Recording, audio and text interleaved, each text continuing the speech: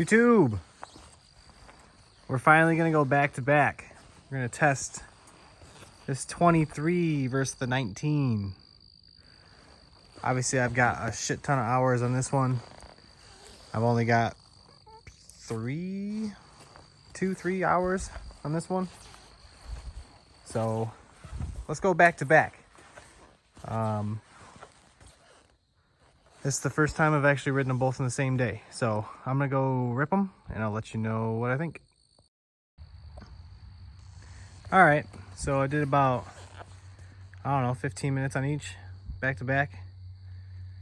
And riding the 19 first, it's a much softer bike.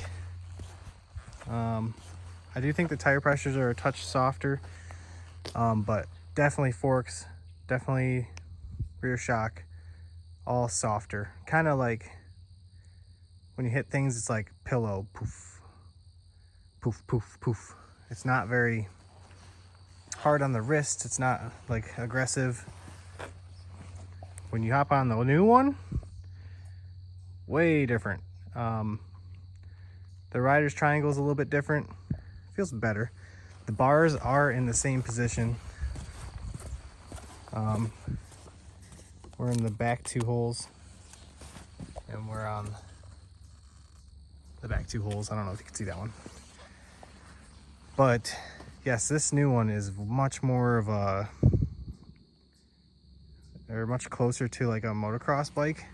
They're both motocross bikes, but like this one is just stiff and definitely has a little bit more feedback coming through the suspension. I know for a fact these tires at 12 psi. I just did them the other day. As far as the sound, I think this old one sounds better just because this FMF on it. It gets a much more of a deep brap. This one's also got a deep brap, but it just sounds a little funky.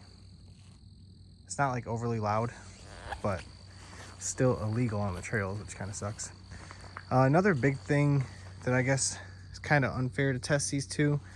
I mean, I got a brand new tire on this one, and these guys could use a little updating.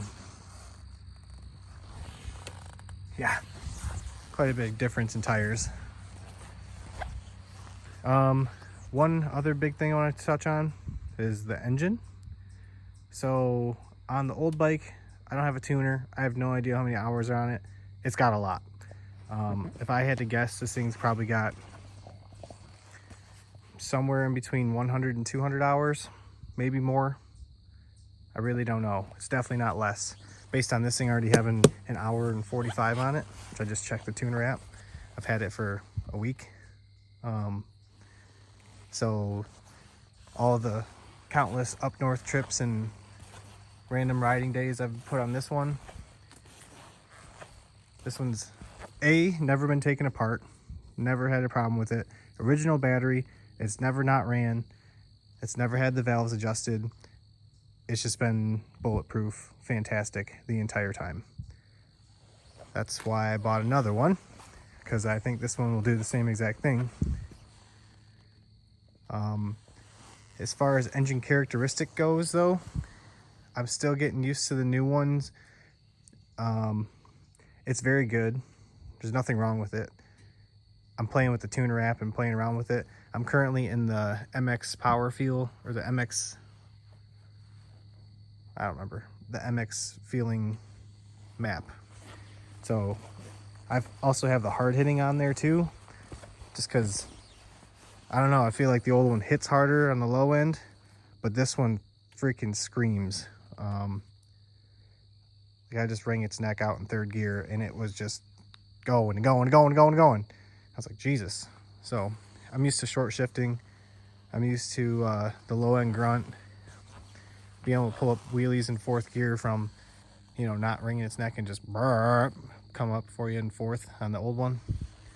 This one definitely will do it. Just, I don't know, it likes a little bit more RPM, I think. And I've never really liked to beat up my machines. But look at how pretty that is. That exhaust is glowing purple. Pretty neat. Anyways, guys, I just wanted to give you a back-to-back Definitely worth the upgrade. I would say this one's at least 10 to 15% better than the old one. They do feel totally different. It's definitely a new bike. Definitely a little bit of an adjustment. I'm gonna play with a little bit of clicker settings and suspension, this, that, and the other thing. Put some numbers on it, and we'll wrap it. I do have a very cool video coming out very soon. Some drone shots and some other stuff. So stick around. You'll see that coming soon. Deuces.